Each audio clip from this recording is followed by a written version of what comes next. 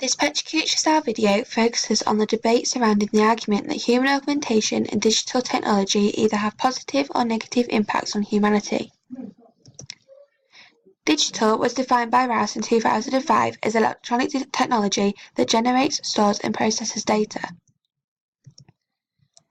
Human augmentation, defined by Alicia in 2018, can be seen through various strategies for optimizing and controlling cognitive states, enabling humans to have advanced capabilities. Digital technology can be positively viewed through the advancements of artificial limbs. When once these were not a possibility, digital technology advancements have supported these developments, so now they are more suitable, sustainable, and effective for their users.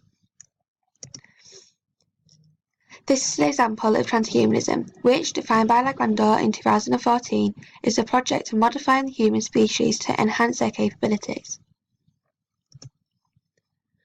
Furthermore, the positive impacts of digital technology can be viewed in a classroom setting through interactive whiteboards. Grant Clement's findings in 2017 found this effective as students develop internal skills such as digital navigation and are more engaged in their lessons through the opportunities to be actively learning. However, digital technology and human augmentation can be criticised through Toffler's 1970 theory of future shock, representing too much change in too short a period of time, which affects humanity's psychological state as both individuals and societies are affected by this. The effects of digital technology are demonstrated through posthumanism, which, as defined by Lagrange, is a process in which humans and intelligence technology are becoming increasingly intertwined.